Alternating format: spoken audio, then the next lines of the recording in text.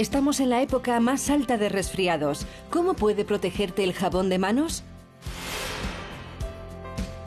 En el mundo hay 1.000 millones de fumadores. ¿Qué alimentos son indispensables en su alimentación? Hoy hablamos de los fitoquímicos.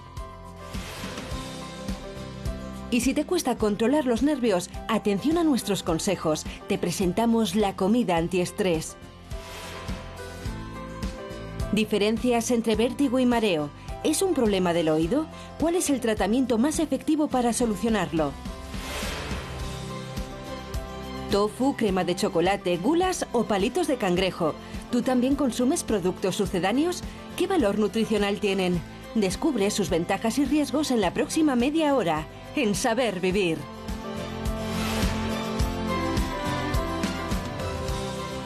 ¿Qué tal? Muy buenos días, bienvenidos y bienvenidas. Cada vez hay más personas preocupadas por la salud. ¿Sabían que las búsquedas más frecuentes en Internet tienen que ver con síntomas, tratamientos y métodos para perder peso?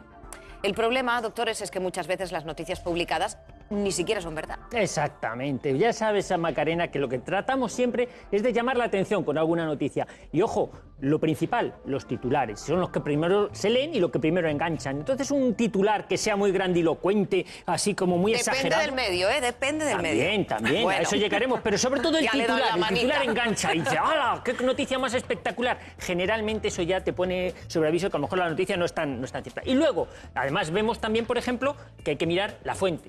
La fuente, ¿de dónde procede esta noticia? ¿Quién la ha hecho? Porque si va sin autor ni nada, o no hay una institución respetable, una universidad, un centro de investigación reconocido, pues probablemente esa noticia es un bluff.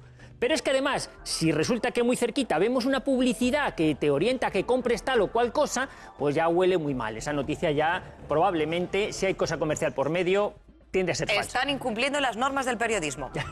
Ya, pero muchas veces quien lo lee se lo cree, porque claro, de hecho luego vienen pues a los médicos o a consultar. Es que yo he leído en Internet. Bueno, es que no todo lo que se lee en Internet es fiable, como bien nos estaba diciendo Luis, pero afortunadamente hay profesionales sanitarios que se encargan de ver esas noticias y han hecho una plataforma que quiero que la vean. Mire, se llama Salud Sin Bulos. Es muy fácil. www.saludsinbulos.com. Y como vemos aquí, esta web está hecha por la Asociación de Investigadores en Salud y está puesta en marcha para combatir los bulos de salud en Internet y sobre todo contribuir a que exista información veraz, a que no nos creamos todo lo que leemos. Y es muy importante, quiero destacar esta pestaña que hay aquí, que es denuncia un bulo.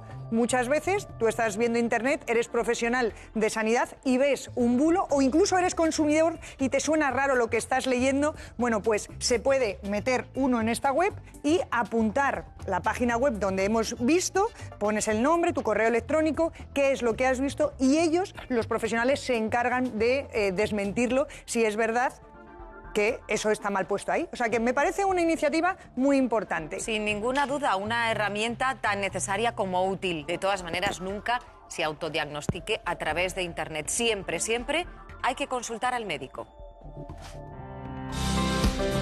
Sucedáneos de leche, de pescado, de carne. ¿Sabe cuál es su composición? Hoy en Saber Vivir, alimentos sucedáneos. Luis, en plena epidemia como estamos de catarro por virus, la primerísima medida de prevención sería lavarse las manos. ¿Cómo hay que hacerlo para que realmente nos haga de escudo protector? Bueno, mira, date cuenta que las manos son los vehículos con los que transportamos la mayor parte de los gérmenes, porque ya hemos dicho 1000 veces que uno no debe estornudarse en las manos. Pero es que a lo mejor apoya las manos en una mesa donde ha estornudado otro, que no, entonces ahí se llevan los gérmenes. Entonces es muy importante utilizar un protocolo de limpieza en el que nos aseguremos que tanto los lados de los dedos como los nudillos, como las zonas que utilizamos más, dedo por dedo, con jabón y agua, utilizamos, ¿para qué? Para emulsionar esas bacterias malas que tenemos en la piel y que con el arrastre del agua se puedan ir. Eso es lo que hacemos con un buen lavado. Y sobre todo, cuidado, también las uñas. Las uñas son sitios donde se quedan muchos gérmenes. Y es muy importante hacer la distinción entre pastilla de jabón, yo tengo aquí una pastilla de jabón y tengo un antiséptico, y aunque aparentemente pueden parecer lo mismo, el jabón lo que hace es arrastrar esa suciedad. Y es muy fácil de entender. En las manos nosotros tenemos, pues una capa grasa que tenemos en la piel y la suciedad se puede quedar, incluso las bacterias, metidas en esa capa grasa. Si yo solo doy agua, el agua y la grasa todos sabemos que no se mezclan. El jabón lo que tiene es una parte que se agarra a la grasa y otra parte que se agarra al agua. Por eso cuando nosotros nos damos jabón y luego damos agua, estamos arrastrando, estamos limpiando esa suciedad. Pero eso no quiere decir que estemos matando las bacterias o los virus. Con lo que sí matamos bacterias o virus es con el antiséptico. Esto sí que, además si lo leemos, pone para lavarse las manos sin agua ni jabón. Nos estamos echando el antiséptico y estamos matando las bacterias. Pero el jabón no mata bacterias. Pero nos vamos a fijar en el jabón. Los productos de higiene cada vez huelen mejor, incluso si están hechos con productos naturales, ¿no? Los jabones de siempre ahora son más tendencia que nunca. Reivindica la pastilla de jabón su primer puesto, como antes, en las casas, en el aseo personal, ¿no? Frente a los geles de baño, que a pesar de la espuma que generan, bueno, pues tienen un contenido de agua cercano al 80% de su composición. Hoy nos acompaña, muy buenos días. Buenos días, Macarena. El doctor Gonzalo Guerra Flechas, director del Centro Médico Quirúrgico de Enfermedades Digestivas. Si no nos lavamos bien las manos con jabón, si no realizamos bien este gesto tan cotidiano, ¿qué otras enfermedades podemos transmitir, aparte de un simple resfriado? Si no nos lavamos las manos, de momento somos unos guarros, todas de la ley. Eso está claro. Eso se entiende rápido. Claro. Entonces las manos hay que tenerlas muy limpias, pero no solo lo que es la mano. No se nos olvide que tenemos uñas. ¿Qué pasa con las uñas? Ahí se almacena de todo, porque rascamos sin querer nuestra piel, la de alguien, lo que sea. Y el problema no está en nuestras propias bacterias, sino las que tomamos de las personas con las que convivimos, que seguramente tienen bacterias diferentes a las nuestras, como nuestra flora intestinal es diferente a la de don Luis, o la de... Todos tenemos diferentes. Y a nosotros no nos pasa nada por tenerlas, pero sí si las contaminamos. Manos muy limpias y las uñas también. Pero tengo que decirte que sí, antiséptico, sí. Pero ¿sabes qué pasa? Que los antisépticos te dejan la piel hecha una pena. Es verdad, resecan mucho. Claro, Sí, se utilizan y con muchas frecuencia, veces sí. con un jabón normal, corriente, moliente, es suficiente, por arrastre. Eliminamos las bacterias por arrastre. Para Hay mantener un una momento muy asepsia. clave que es el momento cuando salimos del baño o cuando, por ejemplo, los que cambiamos pañales a los niños, ¿no? Después de cambiar un pañal a un niño, oye, eso es ineludible y sobre todo si además resulta que eres manipulador de alimentos. O sea, hay circunstancias, por ejemplo, salir del baño, siempre lavarse las manos, ¿verdad? Por supuesto, por supuesto. Sea para lo que sea en el baño, tanto pis como el otro. Hombre, claro. Mismo, por supuesto Aguas que mayores lavarse y las menores. manos. Sí. Hombre, es muy importante que nos lavemos las manos todos al salir del baño, que tengamos una buena higiene en las manos, sobre todo, por ejemplo, si también vamos a cocinar. Pero hay ciertas personas, en concreto los fumadores, que tienen que tener mayor higiene en sus manos, entre otras cosas porque tienen el cigarrillo, que eso ya está ensuciando, pero también porque sus defensas son más bajas. Esteban nos lo cuenta. La cámara te estima. Si le cuesta soltar el cigarrillo, conviene saber que necesita más nutrientes que un no fumador. Por eso, tomar más alimentos ricos en vitamina C se convierte en una buena opción. La encontramos en algunas frutas como la naranja y en verduras como el pimiento. Y está ausente en carnes rojas y procesadas, que por cierto los especialistas recomiendan reducir. Otros aliados pueden ser los fitoquímicos. Quizás su nombre resulte poco familiar, pero se trata de sustancias con efectos muy positivos para la salud. Los podemos encontrar en algunos alimentos de origen vegetal. El tomate, la manzana y el trigo integral son solo unos ejemplos. En cualquier caso, los expertos coinciden en que la mejor opción siempre es dejar de fumar. La decisión está en su mano. Desde luego que la mejor opción es dejar de fumar, pero los fitoquímicos de los cuales hablaba Esteban son sustancias que se encuentran en los alimentos vegetales que son biológicamente activas, es decir, que tienen efectos beneficiosos para nuestra salud. Aquí simplemente hemos puesto 3 ejemplos. Sería, por ejemplo, la manzana, destaca porque es muy rica en flavonoides. Las semillas de lino porque tienen lignanos, eso es el fitonutriente, o las coles por su gran contenido en sulforrafanos, es decir, sustancias con un nombre muy raro, pero que hacen muy buen efecto en nuestro organismo. Doctor Guerra, veíamos en el vídeo que los expertos recomiendan la vitamina C especialmente a los fumadores. Claro, no evita los efectos devastadores del tabaco, pero contrarresta los efectos en el organismo.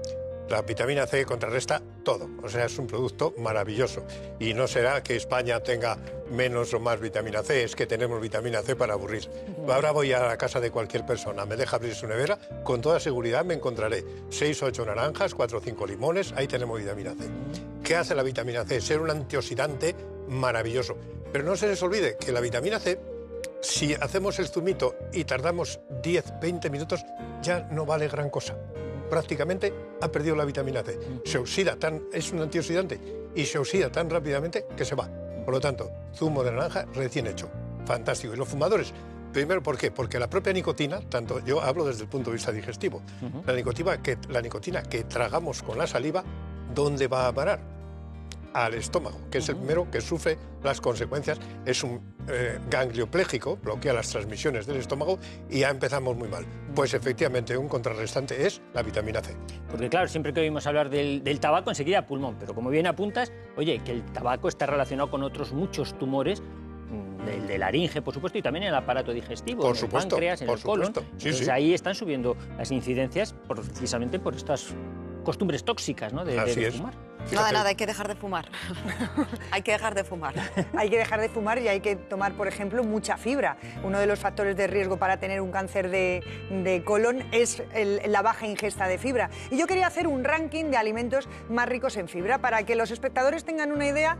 Realmente, si queremos consumir fibra, tenemos que tomar frutas, verduras, legumbres, frutos secos, pero vamos a buscar el número 1 de cada uno de ellos. Me voy a levantar para enseñarlo. Dentro de las verduras, el número 1 serían las espinacas. Nos aportan 6 gramos de fibra por cada 100 gramos de producto y es mucha cantidad.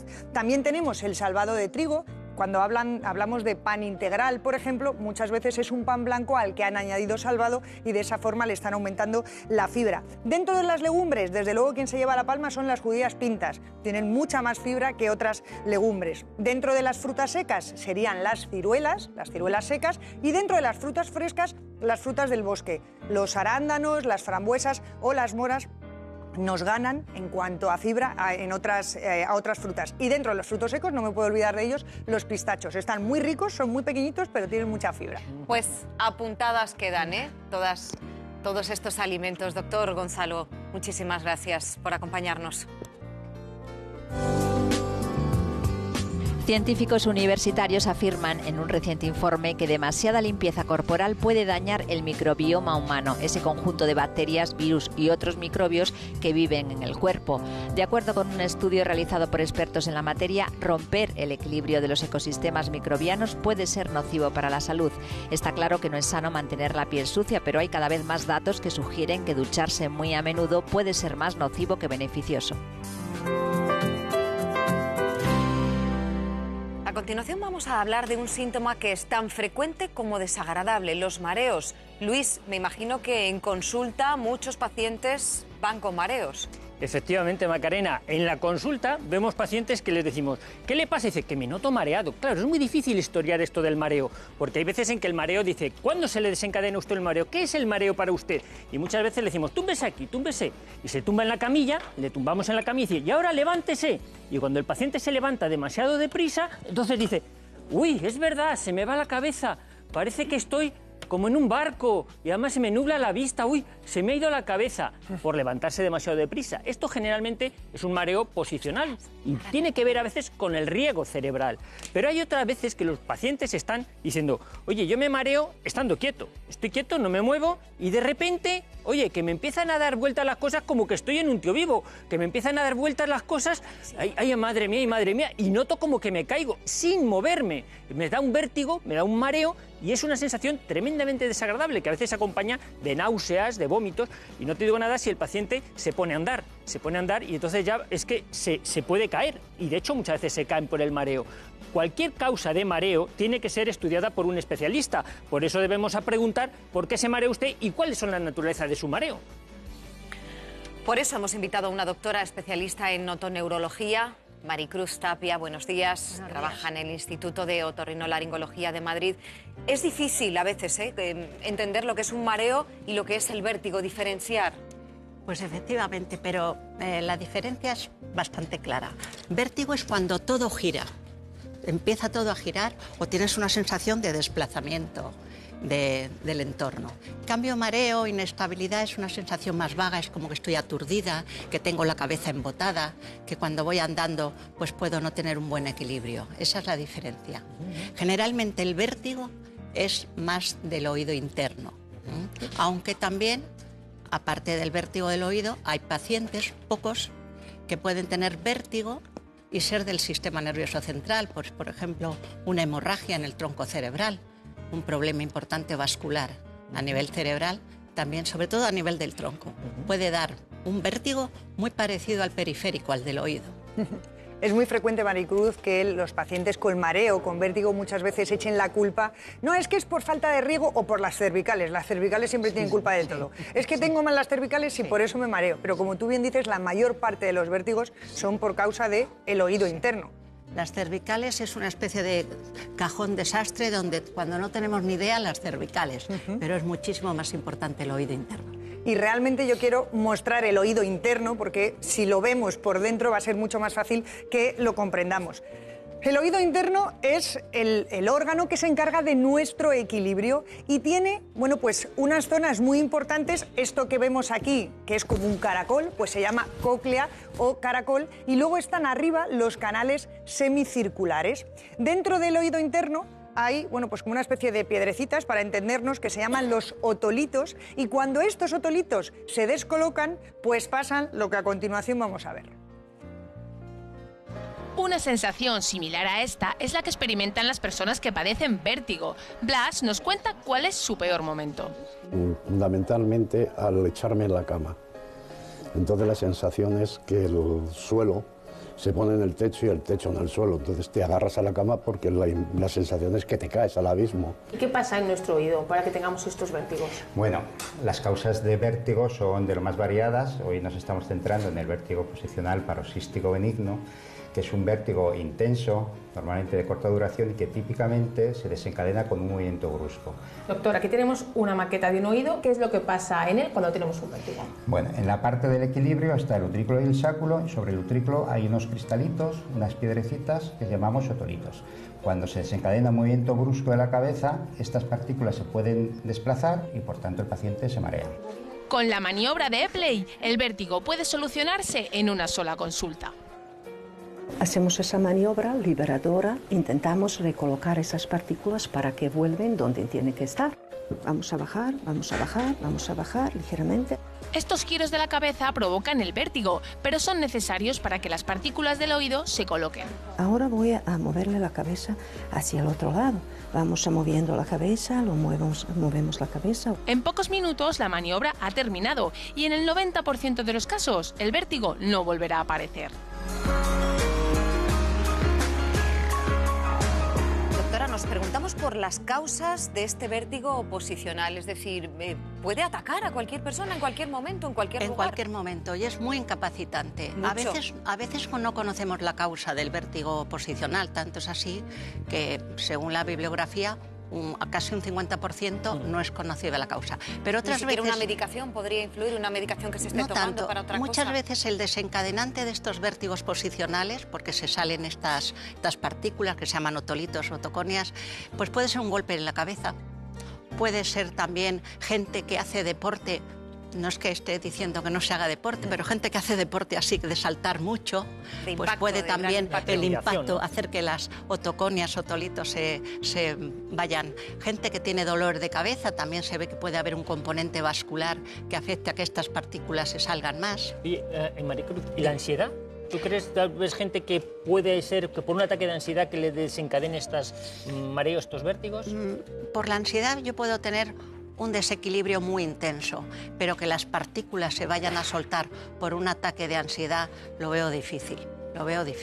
Pero la ansiedad es una de las causas principales de problemas de equilibrio, de problema de mareo en general, pero no tanto de vértigo.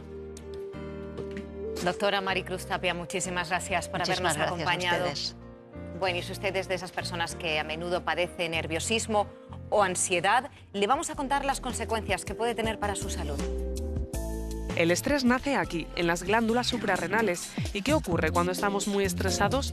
El hipotálamo responde a esta situación, da una orden que llega directamente a las glándulas suprarrenales y las pone a trabajar. Estas generan cortisol, una hormona que se activa en situaciones de estrés y la responsable de que sintamos sus efectos: palpitaciones, nerviosismo, sequedad, sudoración. Se ha comprobado que la alimentación influye en el funcionamiento de estas glándulas y que siguiendo unas buenas pautas se podría mitigar el efecto del cortisol. ¿Quieres saber qué alimentos son los mejores contra el estrés? Pues sí, claro, queremos saber qué alimentos son buenos para mejorar o luchar contra el estrés? A mí se me ocurre la tila, por ejemplo. Bueno, es la más famosa, ¿no? La más conocida. Estoy nerviosa, tómate una tilita.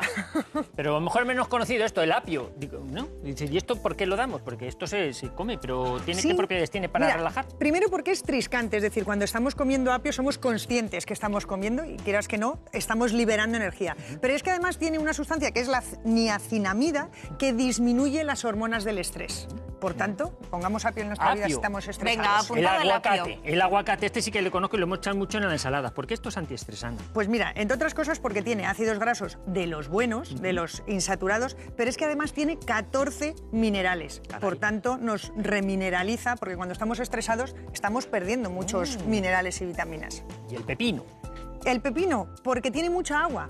Entonces, simplemente, aunque no bebamos, al comer nos estamos hidratando. Y muchas veces, por ejemplo, la deshidratación es una de las causas de mareo que veíamos antes y también nos puede, en el estrés, estar un poco deshidratados. Y ya, el sésamo, que lo tomamos en los panecillos y tal, así al natural de eso pocas veces, ¿no? Pero ¿por qué? Es muy buena fuente de calcio, pero sobre todo está puesto aquí porque es muy buena fuente de zinc. Y cuando estamos estresados necesitamos una dosis extra de zinc. Está muy rico tostadito en una ensalada, ¿verdad? Esto sí. Y los trigueros. Bueno, estos además es que roban los ojos. Pero es que los... ¿Roban los ojos? Sí, son enormes. ¡Qué poética! Los espárragos tienen glutatión y el glutatión es una enzima muy necesaria para que nuestro hígado funcione correctamente y en el estrés también sobrecargamos ese hígado. Eso es cierto. Frutos secos, por ejemplo, como las almendras. Frutos secos porque nos aportan magnesio y los arándanos porque nos aportan manganeso. No solamente para las infecciones de orina que decía. Y terminamos con la pescadilla. ¿Y la que se muerde la cola. Pues mira, es pescado blanco. Es pescado blanco, por tanto, proteína de muy buena calidad. Y no nos tenemos que olvidar que cuando uno está estresado estamos perdiendo músculo. Por tanto, hay que poner proteína en la alimentación para no perder ese músculo. Bueno, este pescado es fácil de reconocer, es pescado blanco, es una pescadilla, pero hay otros que vienen procesados y envasados, son fáciles de tomar, tienen un sabor agradable y cada día desaparecen de las estanterías. Músculo de pescado picado es la definición de la palabra japonesa surimi, el principal ingrediente de los famosos palitos de cangrejo. Es proteína de pescado que se elabora con pescado muy fresco. Para elaborar 1 kilo de surimi hace falta al menos 5 kilos de pescado. Pescado blanco como abadejo y merluza, de los que principalmente se utilizan los lomos picados. Va una máquina mezcladora que va a mezclar el surimi con el resto de ingredientes, que son pues un poquito de clara de huevo, un pelín de aceite y un poquito de sal. Estos dos depósitos? Exactamente. El característico color rojo de los palitos se lo da el pimentón y otros aditivos. Y efectivamente, las barritas de cangrejo no llevan cangrejo, pero sí imitan su sabor y textura. El enrollado lo conseguimos con la tensión de las cintas. Estos rodillos ayudan un poco a conseguir que el color vaya un poco más ajustado. Está todo súper estudiado para que todo el color vaya en continuo y alineado. Llega por aquí la barrita. Aquí tenemos una cuchilla, las corta de 3 en 3 y en la medida que le pedimos. Una vez ya cortadas, hay una cinta y pasamos a otra que las separa y aquí ya entrarían en la bobina de envasado. Sucedáneos fabricados con un proceso muy similar al de las gulas, porque sí, también están hechas de surimi.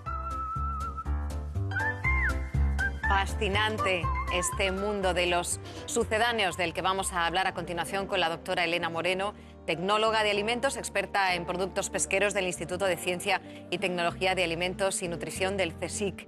Muy buenos días. Muy buenos días. Hay una idea extendida de que los productos sucedáneos del pescado, por ejemplo los palitos, ¿no?, del surimi, pues son de baja calidad. ¿Esto es cierto?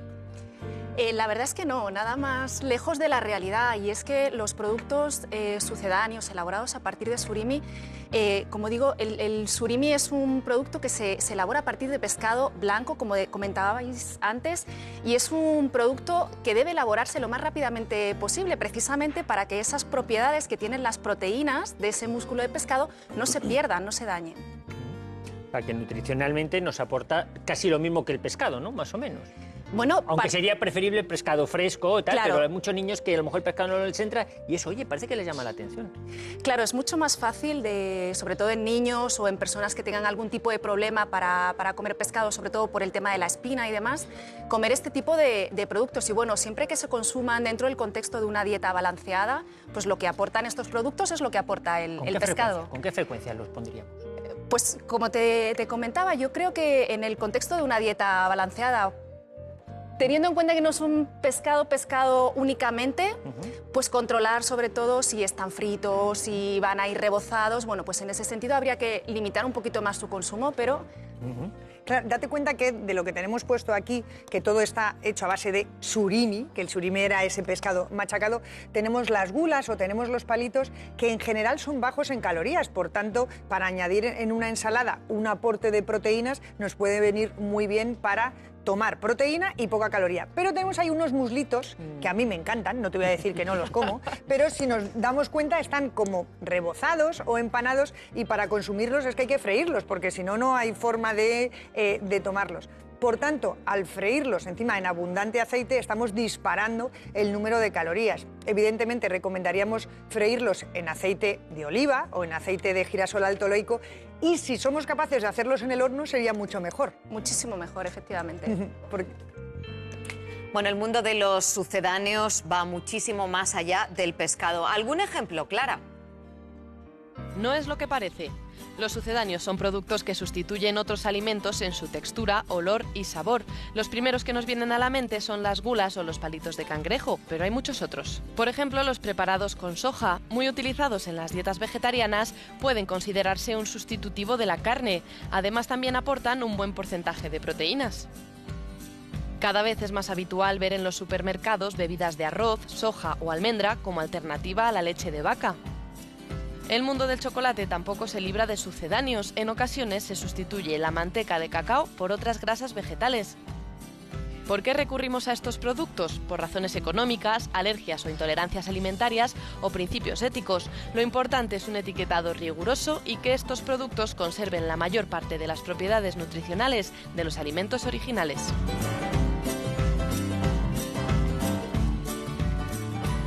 Bueno, sucedáneos hay muchos, como veíamos. El que tienes a tu derecha, a mí claro, es que me vuelve loca. Me quiero centrar sobre todo en los sucedáneos del chocolate, en los sucedáneos de cacao. El cacao realmente está lleno de polifenoles y tienes muy buenas propiedades. El problema es cuando hacemos chocolates que pasta de cacao tienen muy poca, como por ejemplo el chocolate blanco. Si vosotros cogéis una tableta de chocolate blanco y leéis los ingredientes, el primer ingrediente que pone es azúcar. Y tenemos que saber que en las etiquetas nutricionales el ingrediente que está en primer lugar es el que viene en mayor cantidad. Y la manteca de cacao aparece en segundo lugar y pasta de cacao no lo encontramos por ningún sitio. Por tanto, es lo mismo que en este tarro que tenemos aquí, que todos conocemos, que es cacao untable. No lo abras, que eso sí que roba los ojos, como has dicho antes. Exacto. Roba los ojos y desde luego nos aporta mucho azúcar. Por tanto, tenemos que saber diferenciar lo original de lo sucedáneo. Pues doctora Elena Moreno, muchísimas gracias. Gracias a vosotros. Lo cierto es que si seguimos estos consejos, Ana, podemos estar nutridos y sin 1 kilo de más, ¿verdad? Claro, date cuenta que para tener una buena nutrición lo más importante es tener una buena información. Y desde luego para ello lo que te recomiendo es que tengas en tu mano la revista del Club Gente Saludable, la revista que llega todos los meses a la casa de los socios. Siempre tiene información que va a ser muy útil y práctica sobre nutrición. Esta en concreto del mes de febrero tiene 20 páginas dedicado a ello y quiero destacar esto que nos dicen: trucos para picar sin engordar. ¿A que es bastante sugerente? Bueno, pues si sois socios del Club Gente Saludable os llega directamente a vuestro domicilio. Además, si tenéis problemas con el peso y queréis adelgazar de manera saludable, también ponen a vuestra disposición un servicio en exclusiva del club que es la dieta más a tu medida. Además, ahora la han mejorado y además de planificaros los platos de lunes a domingo y desde el desayuno a la cena, viene con unas recetas muy sabrosas y además muy fáciles de cocinar. Es muy importante saber que la dieta está diseñada a la medida del paciente que la solicita en función de tu edad, de tu sexo, de tus patologías, si es que las tienes, por un equipo de endocrinos y dietistas. Por tanto, si quieres formar parte del Club Gente Saludable o acceder a la dieta más a tu medida, solo tienes que coger el teléfono y marcar el 902 55 05 22 o hacerlo a través de la web en www.sabervivir.es.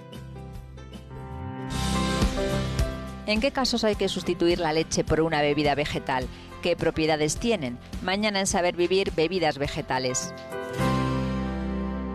Las redes sociales son un medio estupendo para darse a conocer, pero también suponen una fuerte presión para los famosos. La modelo Gigi Hadid, harta de ser criticada por su delgadez, ha decidido recuperar su voz. Con su denuncia le dejamos hasta mañana. Después, Amigas y Conocidas con Inés. Hasta entonces.